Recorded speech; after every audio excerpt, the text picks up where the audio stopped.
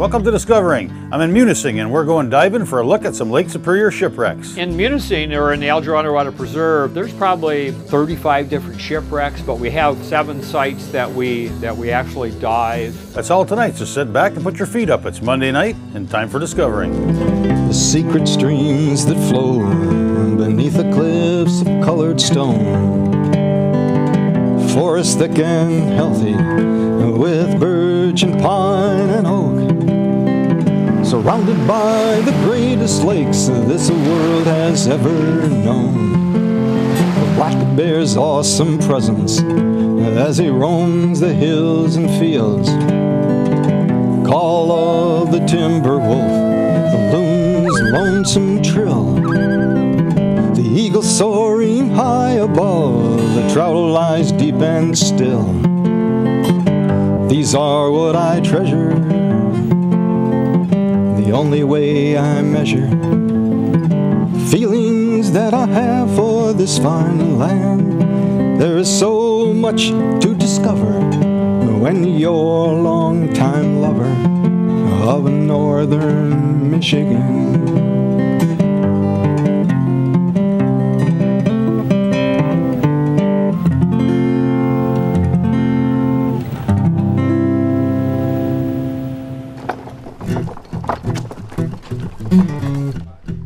The Great Lakes have been sailed upon since at least the 17th century, and thousands of ships have been sunk while traversing them.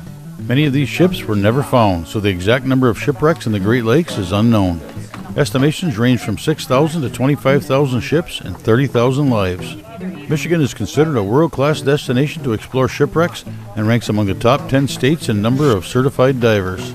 The Great Lakes are considered by some to offer the greatest shipwreck diving in the world. I hopped aboard the Wreck Express with Captain Peter Lindquist of Glass Bottom Boat Tours in Munising and a crew of divers for a look at some Lake Superior shipwrecks. So we just left the dock at the shipwreck tour, the Glass Bottom boats in Munising, and we always have them dress their tank and get their BC and the regulator in place and things like that.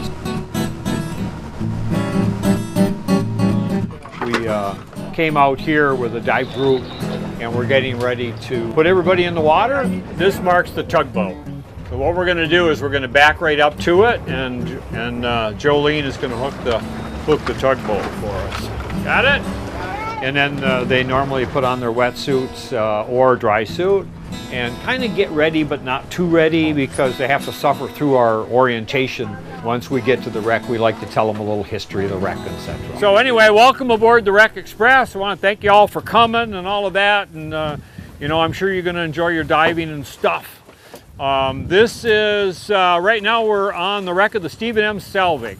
Stephen M. Selvig was a tug that was built in about 1915, and it was utilized in the construction industry. Its big claim to fame was in the building of the Mackinac Bridge. In '94, we had it donated to the Alger Underwater Preserve by Selvig Marine and Towing down in Sturgeon Bay, Wisconsin, and we towed it up to Munising here. We cleaned it for 2 years, got permits from the DNR and the DEQ and the EPA and everybody in the world, and sank it in '96. Anyway, right now it's in about 60 feet of water. We didn't realize that Mother Nature would beat it to death in 60 feet of water. We thought if we put it in 60 feet of water, it would be perfectly safe and it wouldn't change. But it's a solid rock bottom, and you'll know when you're down there that it's been beat a little bit, because this boat floated out here, and we sank it deliberately for sport diving. And now when you look at it, you'll see that it would never float. So anyway, we're attached right to the vessel. When you go down the line, you'll see the whole vessel. It's a 72-foot tugboat, about 100 tons, and you'll see the whole thing. We're hooked on to the bow, I think. Are we on? No, we're on the stern of the tugboat. 60 feet is max depth. Have a good time.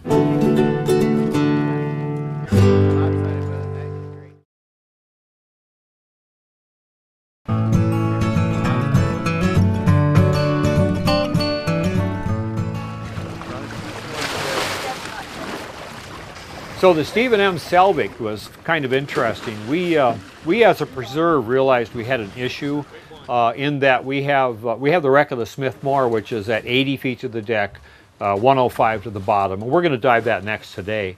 And then we have the Bermuda as a contrast that's only 12 feet to the deck and 30 feet to the bottom, and that one we show on the glass bottom boat. But we didn't have anything in the intermediate range for a second dive, an intact dive for scuba diving. So for years, we were looking for a vessel to sink. And so we kind of started that process, and we got the DNR used to the idea, and the legislators, and then I don't remember, it was like 1992, one of my diving friends, one of my customers on the boat mentioned to me that Selvig Marine Towing had a vessel that they were thinking about scrapping out, and it was a 72-foot tugboat, 100 tons, and it was called the Stephen M. Selvig.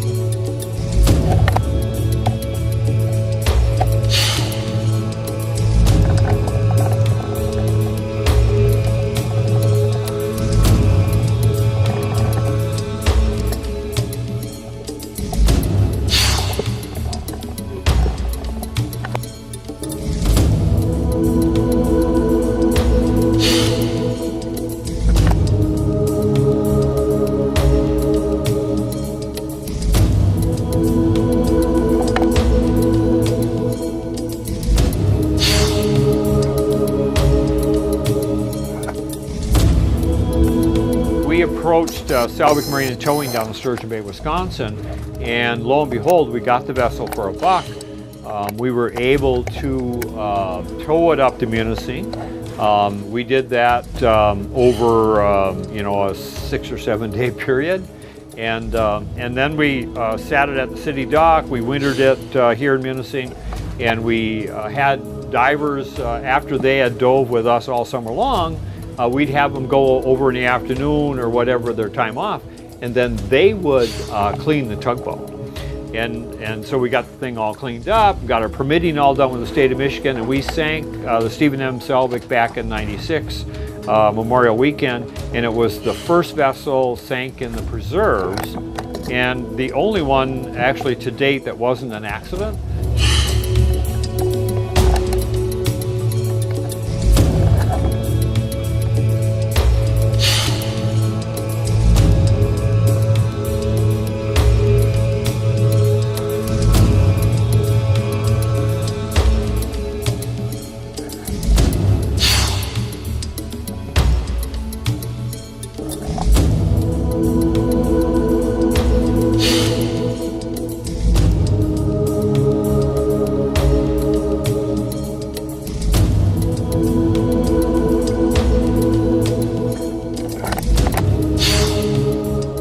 Stephen M. Selvig, I believe it was called the Cabot at the time. And the Stephen M. Selvig was the lead tug in the construction of the Mackinac Bridge. I didn't really know that when we picked up the tugboat. We were looking for history because part of the laws in the state of Michigan that we had passed was that we wanted to sink vessels that had historic significance to the state. And that way, we could limit what was sank, and by the same time, keep historic things.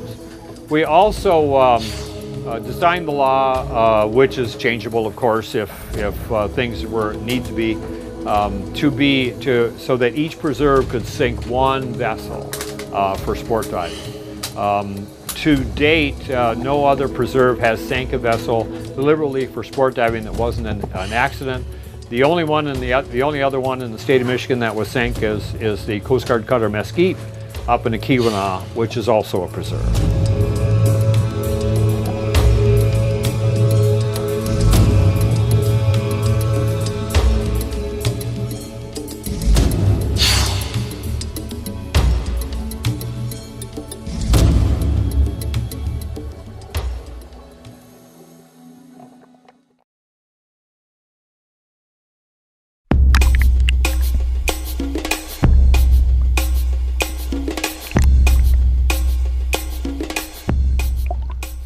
So we talked about the tugboat for years, not the tugboat itself, but about sinking a vessel for years.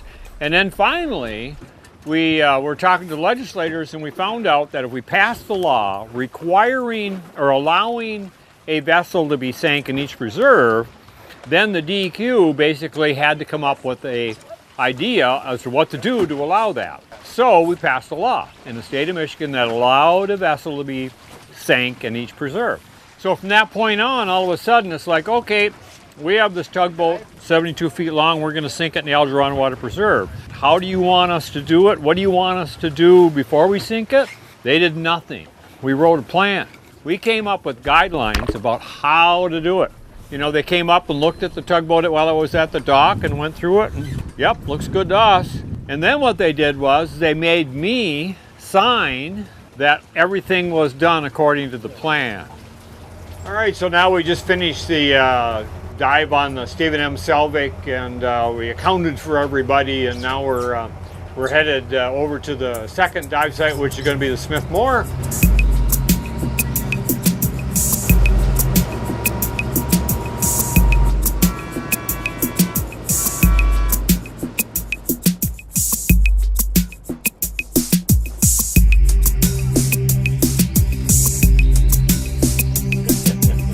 We're over the deck of the Smith Miller Moore.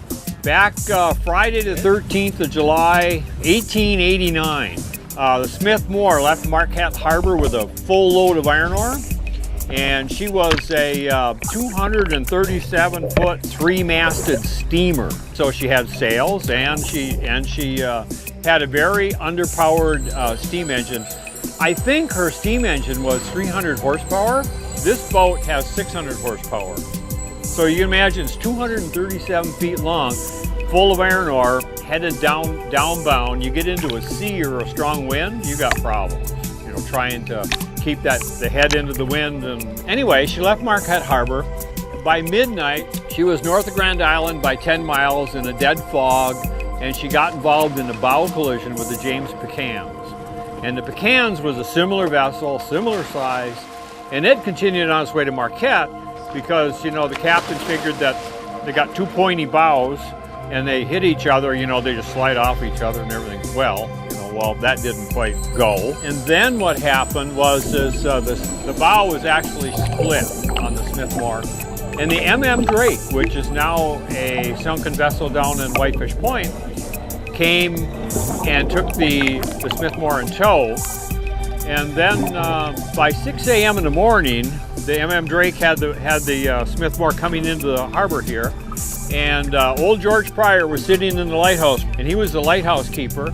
And he noted in the official lighthouse log, he said, 2 steamers entered Munising Harbor, 1 sank.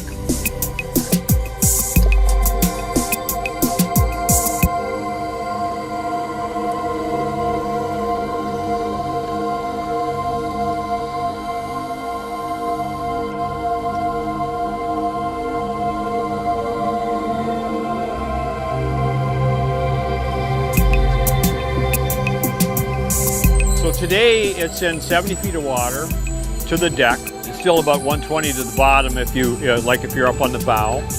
It's a little bit deeper than what you normally dive. So just be aware that even at 70 feet, there's a little bit of narcosis. Don't try and see the whole wreck because it's 237 feet long.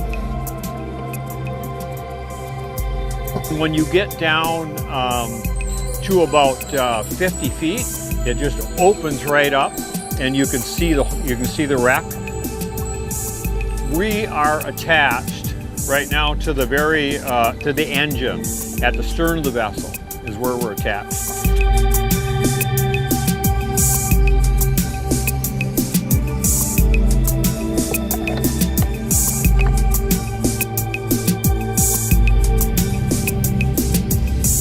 When she sank in 120 feet of water, bow pointed right at the lighthouse.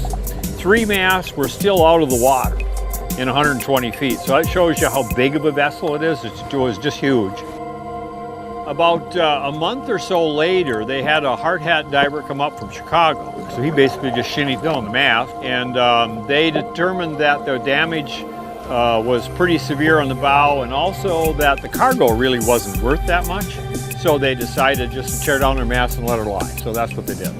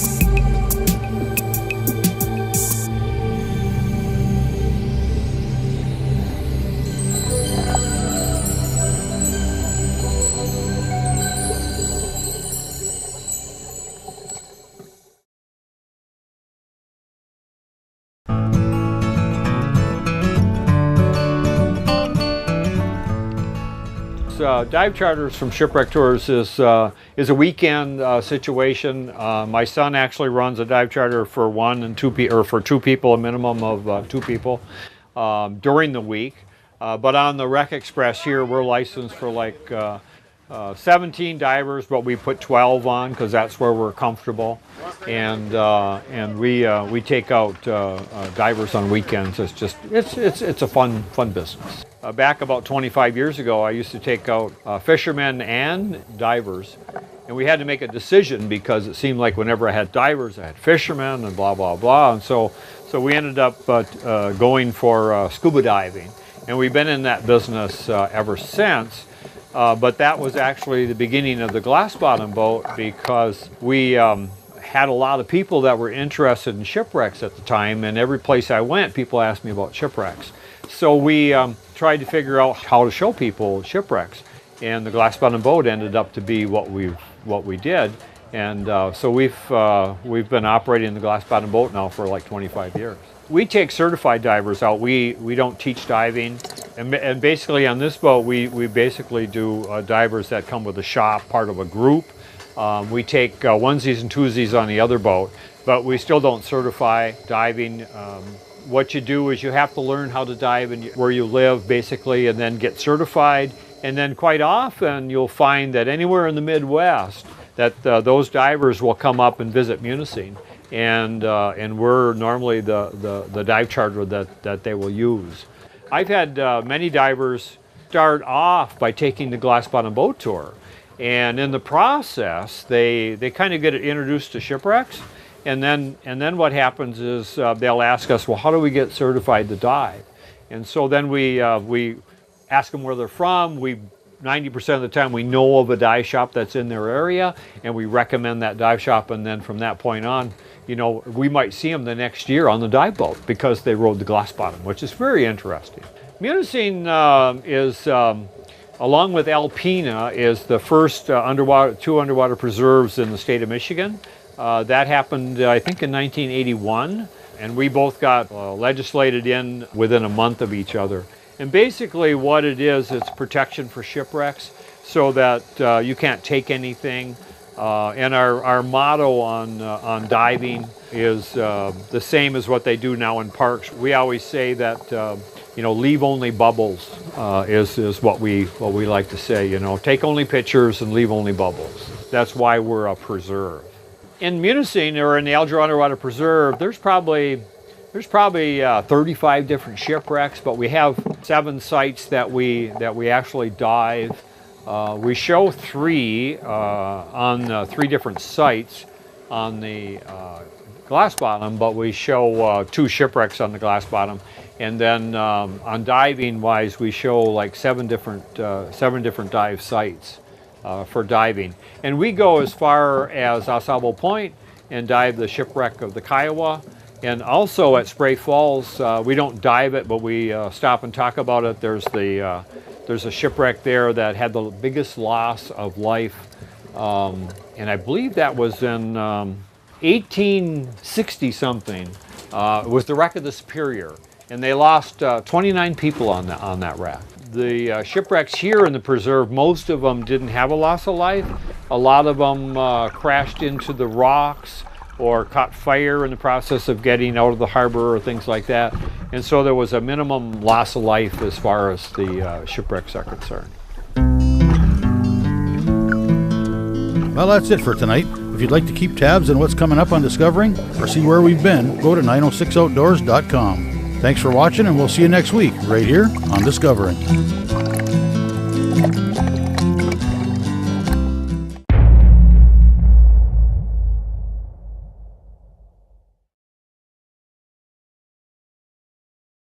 Dress their tank and get their BC and the regulator in place and things like that. We came out here with a dive group, and we're getting ready to put everybody in the water. This marks the tugboat. So what we're going to do is we're going to back right up to it, and Jolene is going to hook the tugboat for us. Got it? And then they normally put on their wetsuits or dry suit and kind of get ready, but not too ready, because they have to suffer through our orientation. Once we get to the wreck, we like to tell them a little history of the wreck, etc. So anyway, welcome aboard the Wreck Express. I want to thank you all for coming and all of that, and you know, I'm sure you're going to enjoy your diving and stuff. Welcome to Discovering. I'm in Munising, and we're going diving for a look at some Lake Superior shipwrecks. In Munising, or in the Alger Underwater Preserve, there's probably 35 different shipwrecks, but we have 7 sites that we actually dive. That's all tonight, so sit back and put your feet up. It's Monday night, and time for Discovering. The secret streams that flow beneath the cliffs of colored stone, forest thick and healthy with birch and pine and oak, surrounded by the greatest lakes this world has ever known. The black bear's awesome presence as he roams the hills and fields, call of the timber wolf, the loon's lonesome trill, the eagle soaring high above, the trout lies deep and still. These are what I treasure, the only way I measure feelings that I have for this fine land. There is so much to discover when you're a long-time lover of northern Michigan.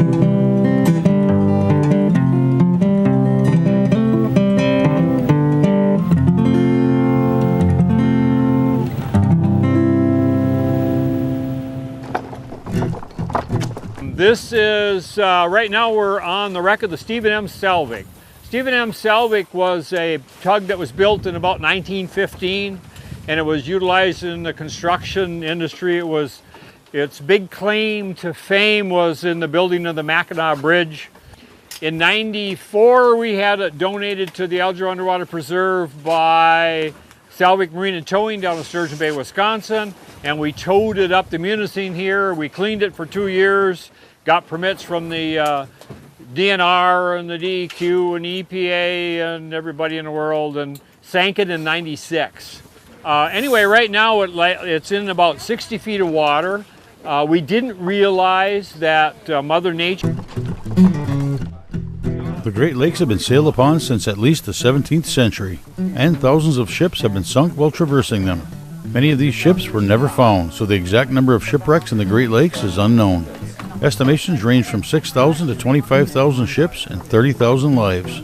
Michigan is considered a world-class destination to explore shipwrecks and ranks among the top 10 states in number of certified divers. The Great Lakes are considered by some to offer the greatest shipwreck diving in the world. I hopped aboard the Wreck Express with Captain Peter Lindquist of Glass Bottom Boat Tours in Munising and a crew of divers for a look at some Lake Superior shipwrecks. So we just left the dock at the shipwreck tour, the Glass Bottom boats in Munising, and we always have them